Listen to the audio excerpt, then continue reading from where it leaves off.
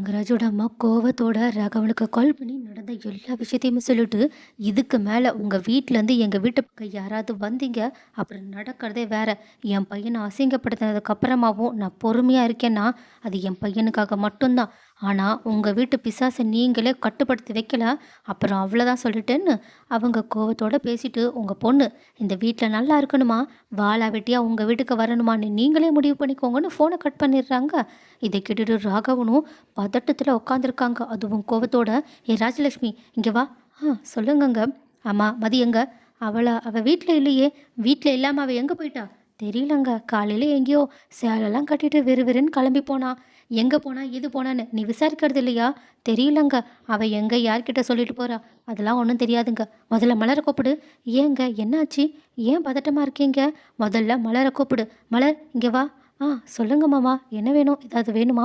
"அதெல்லாம் ஒண்ணும் வேண்டாம். முதல்ல மதி எங்க போயிருக்கா?" "அது வந்து உனக்கு தெரியாம அவ எங்கேயும் போக மாட்டான்னு எனக்கு நல்லா தெரியும். முதல்ல சொல்லு. மதி எங்க போயிருக்கா?" "மதி தங்கராஜ் அண்ணன பார்க்க போயிருக்கா." "எதுக்காக அவ மாப்பிள்ளைய பார்க்க போகணும்?" ராஜலட்சுமியும், "அவ அங்க போய் என்ன பிரச்சனை பண்ண போனா?" "ஐயய்யோ! முதல்ல அவளுக்கு கால் பண்ணுங்க." "கால் பண்ணி எந்த ஒரு பிரயோஜனமும் இல்ல ராஜலட்சுமி. ஏற்கனவே அவ அங்க போயிட்டு பண்ண வேண்டிய பிரச்சனைய பண்ணிட்டு தான் வந்திருக்கா. இப்பதான் சம்மந்தி எனக்கு கால் பண்ணாங்க. அவங்க அந்த பேச்சு பேசுறாங்க.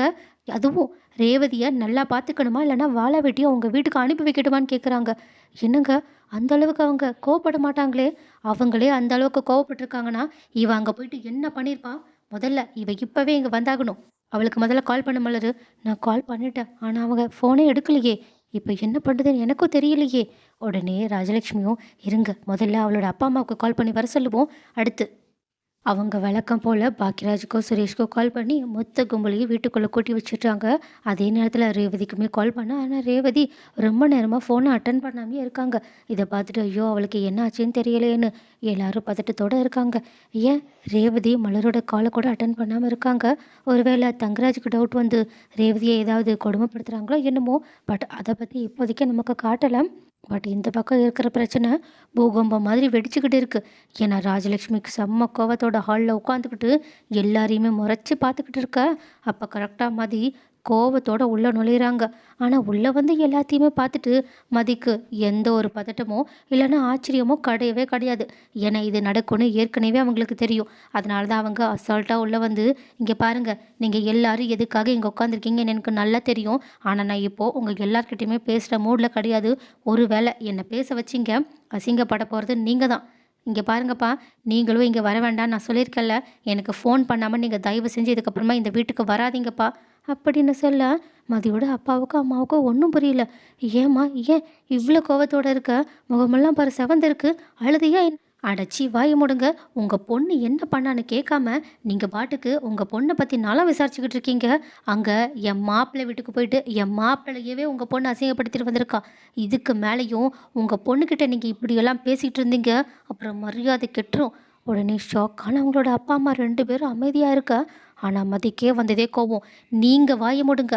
என் அப்பா அம்மா கிட்ட இப்படி பேசுறதுக்கான ரைட்ஸை உங்களுக்கு யார் கொடுத்தாங்க?" "ஏய் என்ன என்னையே வாய மூடுன்னுலாம் சொல்லிக்கிட்டு இருக்க?" "ஆமா, நீங்க என் அப்பா அம்மா கிட்ட சொல்லும்போது நான் உங்ககிட்ட சொல்லக்கூடாதோ?" "தேவையில்லாம வாய வச்சுக்கிட்டு. இங்க பாருங்க, இப்பயும் நான் கடைசியா ஒரே ஒரு தடவ தான் வார்னிங் குடுப்பேன். எல்லாரும் அமைதியா இங்கேருந்து கிளம்பி போயிடுங்க. இல்லன்னா நடக்கிறதே வேற." சுரேஷ் உடனே, "ஏய் என்னடி? என்ன ரொம்ப ஓவரா பண்ணிக்கிட்டு இருக்க? இப்போ உனக்கு என்னதாண்டி பிரச்சனை? எதுக்காகடி அந்த வீட்டுக்கு போயிட்டு வந்த? எதுக்காக மாமாவ அசிங்கப்படுத்திட்டு வந்த? இப்போ எனக்கு அது தெரிஞ்சே ஆகணும்." "ஓ! தெரியணுமா? சரி ஓகே." அப்படின்னு உடனடியா அவங்க சேர்ல கெத்தா உட்காந்துக்கிட்டு கால் மேல கால் போட்டுக்கிட்டு, "ஆமா, என்னோட வேலை போனதுக்கான காரணம் உங்க மாமா மட்டும் தானா? அப்போ நீங்களும் தானா?" உடனே சுரேஷோட முகமே மாறுது. எல்லாருமே குழப்பத்தோட பார்க்க, "என்ன நான் எப்படி இத கண்டுபிடிச்சேன்னு மட்டும் யோசிக்காதீங்க. எனக்கு எல்லா உண்மையும் தெரிஞ்சிருச்சு. முதல்ல என்னோட வேலைய எதுக்காக என்கிட்டேருந்து பறிச்சீங்கன்ற உண்மைய நீங்களே உங்க வாயால சொல்றீங்களா? அப்படி இல்லன்னா நான் சொல்லட்டுமா? இங்க பாருடி, அது ஒரு 20,000 சம்பள வேலை. இது போனதுக்காக இந்த ஆட்டம் ஆடிக்கிட்டு இருக்க. அது மட்டும் இல்லாம மாமா கிட்ட நான் வேண்டான்னு தான் சொன்னேன். ஆனா மாமா தான் ஏதோ எனக்கு நல்லது பண்றதுக்காக உன் வேலை வேண்டான்னு அவங்க கிட்ட பேசிட்டு வந்தாங்க. அவங்களும் நல்லதா போச்சுன்னு உனக்கு வேலையே பெர்மனன்ட் பண்ணாம விட்டாங்க. அது மாமாவோட பிரச்சனை கிடையாது. உன்னோட பிரச்சனை. நீ மட்டும் வீட்ல ஒழுங்கா இருந்திருந்தா, நாங்க எதுக்காக நீ வேலைக்கு போகக்கூடாதுன்னு யோசிக்க போறோம். எல்லாரும் கேட்டுக்கிட்டீங்களா? இந்த பிரச்சனைய ஸ்டார்ட் பண்ணி வச்சது யாருன்னு எல்லாருக்கும் தெரிஞ்சிருச்சுல்ல? அப்பா, அம்மா தயவு செஞ்சு இங்கேருந்து கிளம்புங்க. உடனே அவங்களோட அப்பா, அம்மாவும் என்னம்மா உனக்கு இப்படி ஒரு விஷயத்த பண்ணியிருக்காங்க? எங்கள அமைதியா போக சொல்லிக்கிட்டு இருக்க? உடனே ராகவனும் உங்க பொண்ணு தப்பு பண்ணான்னு சொல்லிக்கிட்டு இருக்கோம். நீங்க என்னடான்னா நாங்க தப்பு பண்ண மாதிரி பேசிக்கிட்டு இருக்கீங்க. இங்க பாருங்க சம்மந்தி, அவ்வளோதான் உங்களுக்கு மரியாதை.